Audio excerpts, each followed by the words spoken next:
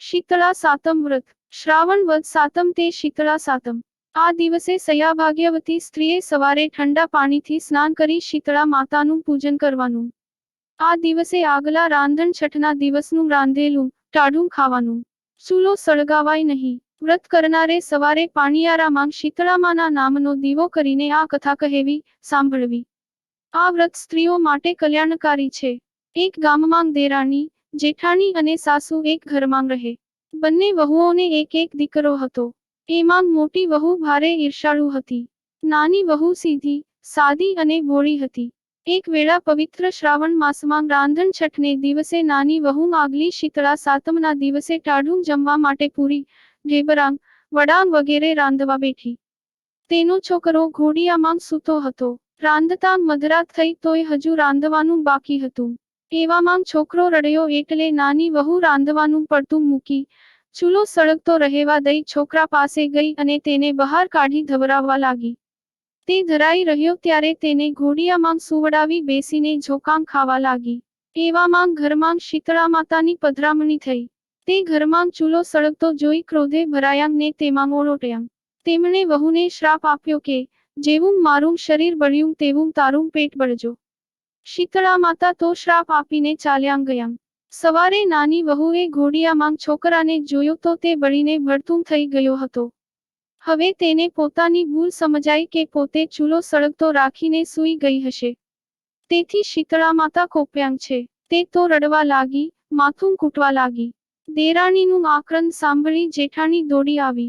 સાસુ દોડી આવ્યાં ને ભડથું થઈ ગયેલો છોકરો જોઈ સમજી ગયા કે રાતના ચૂલો ઠાર્યા વગર વહુ સૂઈ ગઈ હશે તેથી તેના પર શીતળા માતા કોપ્યાં હશે। તેમણે નાની વહુને કહ્યું, વહુ, તું રાતે ચૂલો સળગતો મૂકીને સૂઈ ગઈ તેથી શીતળામાં તારા પર કોપ્યાં છે। હવે તો તું બળેલા છોકરાને લઈ તેમની પાસે જા ને ભૂલ કબૂલ કર તો જરૂર માં તારા ઉપર દયા કરશે। સાસુનું કહેવું માથે ચડાવી દેરાણી તો બળેલા દીકરાને એક ટોપલામાં રાખી શીતળામાને મનાવવા ચાલી નીકળી। ચાલતાં ચાલતાં માર્ગમાં બે તળાવ આવ્યા। એટલે દેરાણી ટોપલો ઉતારી તળાવમાં પાણી પીવા જાય છે ત્યાં તળાવમાંથી અવાજ આવ્યો, બાઈ, પાણી ન પીશ, મરી જઈશ। પણ તું રડે છે કેમ? અહીંનું પાણી પીએ તે મરી જાય છે। દેરાણીએ કહ્યું, શીતળામાં મારા પર કોપ્યાં અને મારા છોકરાને બાળી નાખ્યો। તેથી છોકરાને ઉગારવા માટે શીતળામાને વિનવણી કરવા જઈ રહી છું। તળાવમાંથી અવાજ આવ્યો, તું માં પાસે જાય છે તો અમારા માટે પણ પૂછી આવજે કે માર્ગમાં આવેલા તળાવનું પાણી જે પીએ છે તે કેમ મરી જાય છે। દેરાણી માથે ટોપલો મૂકી આગળ ચાલી તો માર્ગ વચ્ચે બે આખલા ઊભા હતા। બંનેના ગળામાં ઘંટીના પડ હતાં ને બંને એકબીજાને ગોથાં મારી રહ્યાં હતાં।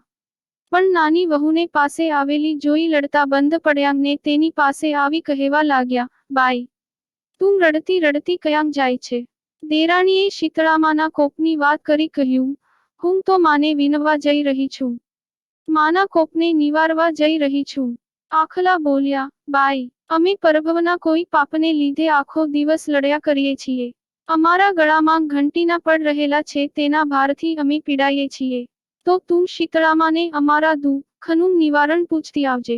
થોડે દૂર જતાં દેરાણીએ એક ઝાડ નીચે એક મેલી ઘેલી ડોશીને છૂટા વાળ કરીને બેઠેલી જોઈ।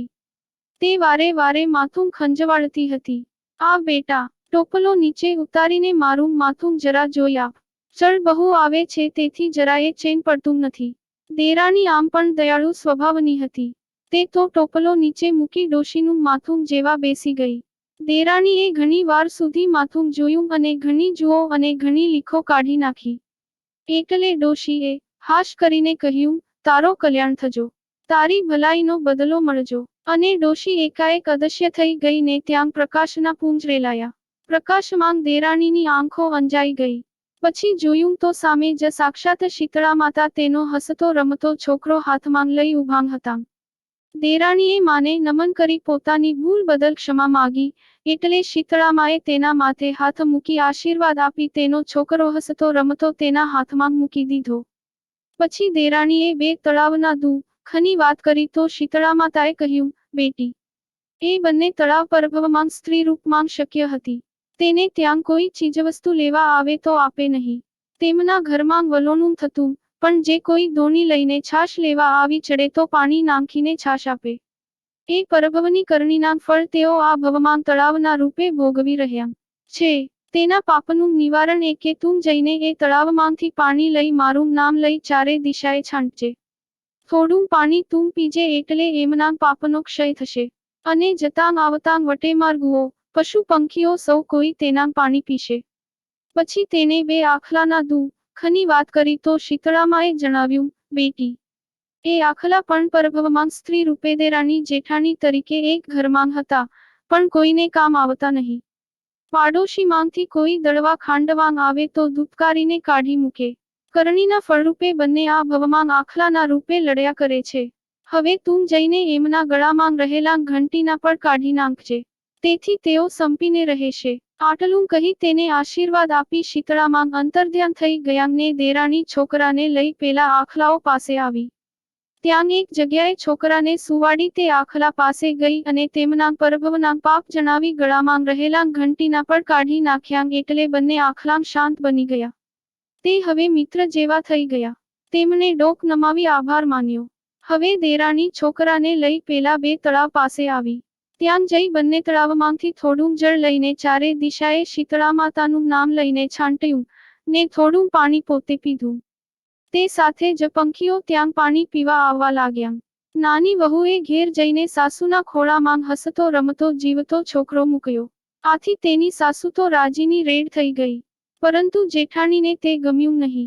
પછી નાની વહુએ બનેલી બધી હકીકત સાસુને સંભળાવી.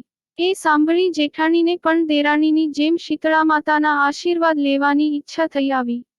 બીજે વર્ષે શ્રાવણ માસમાં રાંધણ છઠની રાતે જેઠાણી રાતના રાંધવા બેઠી. તેને પણ દેરાણીની જેમ શીતળા માતાને પ્રસન્ન કરવા હતા એટલે રાતના ચૂલો સળગતો મૂકી છોકરાને રમાડતી રમાડતી સૂઈ ગઈ.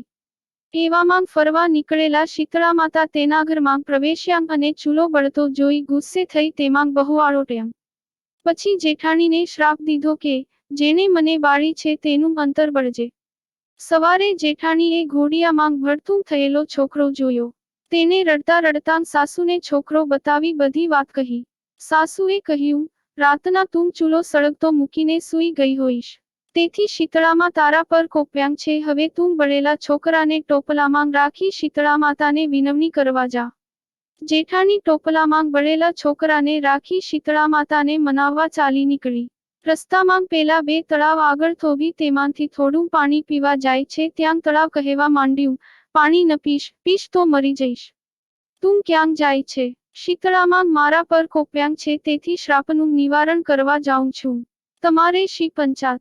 હું ફાવે ત્યાં જાઉં. તળાવે કહ્યું, બાઈ, તું ભેગા ભેગી અમારા દુઃખનું નિવારણ શીતળા માતાને પૂછતી આવજે. જેઠાણી છણકો કરીને બોલી, હું તો મારું કરું કે પારકી પંચાત ફૂટવા બેસું. તમને ગરજ હોય તો તમે જ જાવને. આગળ જતાં પેલા બે આખલા લડતા હતા. જેવી જેઠાણી તેમની પાસે ગઈ તેવા જ તે શાંત બનીને તેની પાસે આવી કહેવા લાગ્યા, હે બાઈ, તું રડતી રડતી ક્યાં જાય છે? શીતળા માતાને મનાવવા જાઉં છું. હું ગમે ત્યાં જાઉં. તમે શું કરવા પંચાત કરો છો? જેઠાણીએ કોપથી કહ્યું. આખલા બોલ્યા, બાઈ, તું શીતળામાં પાસે જઈ રહી છે તો અમારું કામ પણ કરતી આવજે ને. તેમાં તને શું જોર આવવાનું છે? કામની સાથે કામ કરવાનું છે. જેઠાણીએ છણકો કરી ના પાડી અને માથે ટોપલો મૂકી આગળ ગઈ. તો એક ડોશી ઝાડ નીચે માથું ખંજવાળતી બેઠી હતી. ત્યાં જઈ જેઠાણી ટોપલો નીચે ઉતારી થાક ખાવા બેઠી. તેને જોઈ ડોશીએ કહ્યું, બાઈ, તું જરા માથું ઈ આપને. જેઠાણી છણકો કરીને બોલી, જો તારે જેવું હોય તો હું કંઈ તારા જેવી નથી. આમ કહી તે માથે ટોપલો મૂકીને શીતળા માતાની શોધમાં ચાલી. થાકીને તે મરેલા છોકરાને અંતે લઈ ઘરે પાછી ગઈ. પછી પાડોશીઓએ છોકરાનો અંતિમ સંસ્કાર કર્યો. દેરાણીને ભક્તિભાવથી સુખ સાંપડ્યું ને જેઠાણી તેના લક્ષણે દુઃખી થઈ ગઈ. હે શીતળા માં, તમે દેરાણીને ફળ્યાંગ તેવાંગ તમારી ભક્તિ કરનારને ફળોજો ને ટાઢક આપજે.